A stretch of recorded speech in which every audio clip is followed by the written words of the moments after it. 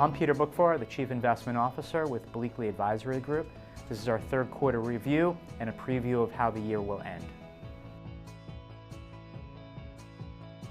So one of the catalysts for the third quarter rebound in the stock market to near record highs again, particularly the S&P 500, has been optimism that the China-US trade talks are back on and there will be some resolution in phases.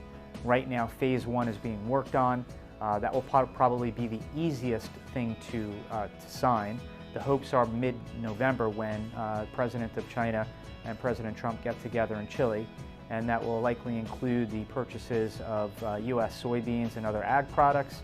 At the same time, the U.S. does not implement the December tariffs and also has not gone ahead with another incremental increase in the tax rate on existing tariffs.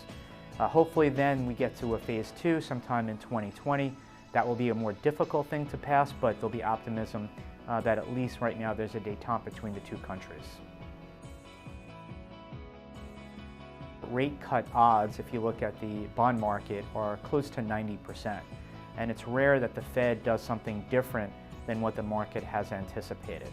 But I do think if the Fed does cut interest rates, they will couch it in this mid-course adjustment that they've talked about in previous rate cuts, and actually also tell the markets that this is going to be the last one for a while. So the Fed doesn't want this rate cut cycle to be seen as a progression of cuts dealing with an economic slowdown. They are viewing this as a limited amount of cuts in order to prolong the economic expansion. So after a sharp plunge in August in global bond yields, which coincided with another round of announced tariffs, in addition to further easing by the European Central Bank and more rate cuts from the Fed, we saw a sharp decline in global interest rates. That, I believe, though, is going to be the low for a while, and since then, in September and into October, we've seen a rise in longer-term interest rates. The Chinese and U.S. possible truce that could lead to a trade deal of some sort.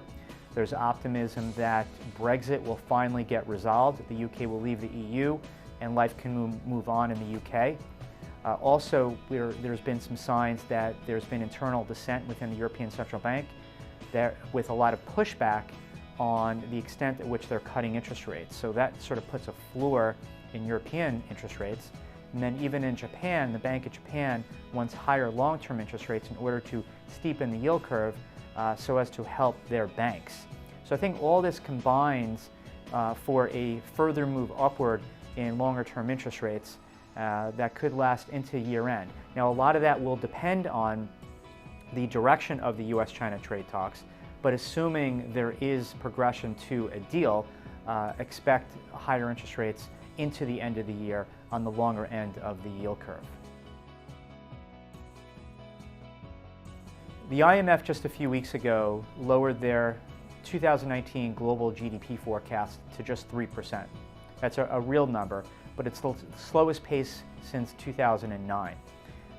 We've seen a dramatic slowing in the pace of growth in China.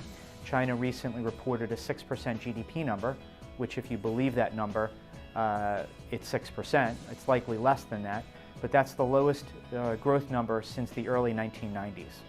Germany is China's largest, or I should say China is Germany's largest trading partner, and Germany's growth has actually flatlined. We've seen an economic response to the downside in the UK to Brexit, and we've also seen slowing in the US, where GDP growth in the back half of 2019 may only be around 1.5%, taking the full year growth rate to about 2%, down from 3% last year. Now, there's hopes that the Fed can engineer a soft landing and that the rate cuts that they've implemented and will implement likely again will cushion that slowdown. That slowdown right now is concentrated in manufacturing, trade, and capital spending, while the U.S. consumer has been really holding up the U.S. economy on its shoulders. And the question, therefore, is how long can that last? And that will last as long as the labor market still remains pretty strong, which it is with the unemployment rate at the lowest level in 50 years, down at around 3.5%. Corporate earnings for the third quarter is tracking pretty much as expected, and as expected is defined as companies beating expectations at a rate of about 70 to 75%. The actual growth rate, though, will likely have a minus sign in front of it. We went into earnings season with expectations of an earnings per share year-over-year decline of about 4%. That will likely end up being about down 1 to 2%, but it does mark 3 quarters in a row. It would mark 3 quarters in a row of a decline in earnings per share. But 2018 is a very difficult comparison because companies last year benefited from the cut in the corporate income tax rate. But I think bottom line with earnings is growth is slowing, profit margins are receding, and with the S&P 500 trading at 18 times earnings, when we look to 2020 and we ask ourselves what will get the stock market higher, we're going to need a reacceleration in earnings growth. And a large contributor to that would be an improving global economy, which hopefully we will get if we can get some resolution to the China trade deal, and we will benefit from Fed rate cuts, which I'm somewhat skeptical of on the sensitivity to the rate cuts, but that is the hope. So for all of you watching the news every day, there's a lot of talk about the impeachment process in the House. You have also other geopolitical events like what's going on in Syria.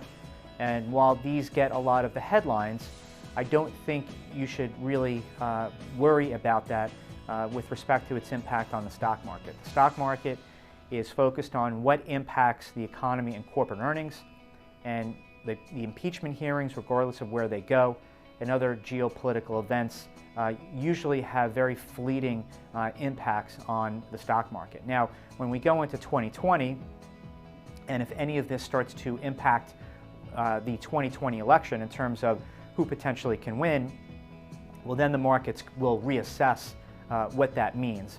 But at least through the end of the year, I think that will have little impact on the direction of the markets. So when we look at the third quarter, it's sort of a tale of two cities. In August, there was a lot of concerns about global growth. We saw this sharp plunge in interest rates. And then September, October, there started to become more hope that maybe if there's a detente between China and the US, that maybe we're seeing the bottoming in the decline in global growth. And therefore, we saw this rise in interest rates. We've seen the stock market approach near highs again. The Fed will likely deliver another rate cut. So as we look at the fourth quarter, a lot of optimism now is being built in. So we need to see some follow-through. We need to see a continued positive discussion between the Chinese and the US. We need to see some economic impact from the cut in interest rates, whether it's an improving housing market or a lift in auto sales, those sectors of the economy that are very sensitive to changes in interest rates. And we need to see some sort of stabilization in China growth. Now, the market's had a great run in stocks, and I think the direction of earnings as well as we go through this earnings season and the guidance that companies will give for the fourth quarter will also be a big swing factor on how markets end the year.